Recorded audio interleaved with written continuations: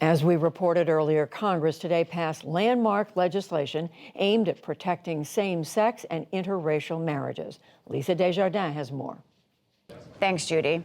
Lawmakers from both chambers came together to cheer final passage of the bill, the Respect for Marriage Act.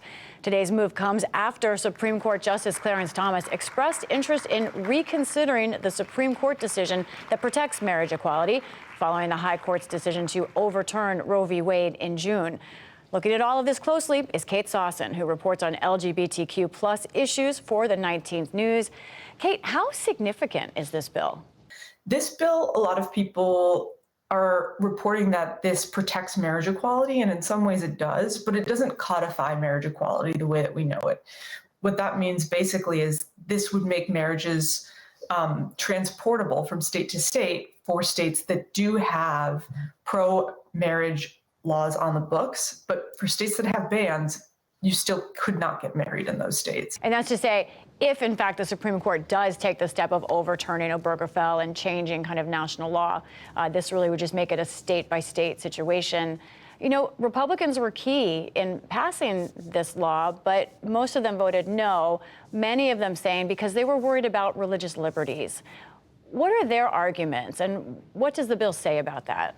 Yeah, the Republican talking points about religious liberty tend to be that there's a worry that churches will be forced to perform same-sex unions. There are religious freedom protections in this bill. They mirror the protections that already exist. So a church or a nonprofit that is set up for religious worship would not have to perform those unions. However, if you do have a nonprofit or a business that is set up and wants to do business or is accepting government funds, for example, a charity that takes money and is doing adoption services, it would probably be still subject to state laws. So there's not new law that is created by this in terms of non-discrimination law.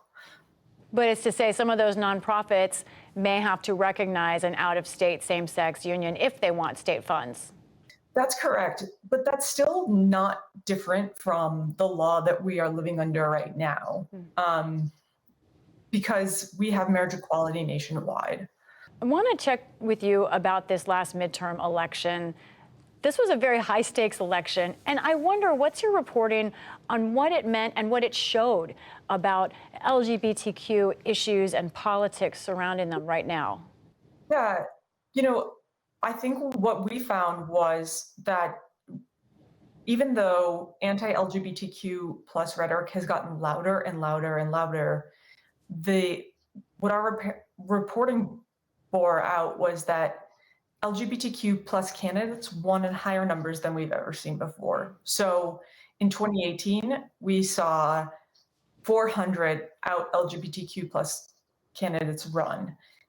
This year, in 2022, there were 1,065 LGBTQ plus candidates on the ballot.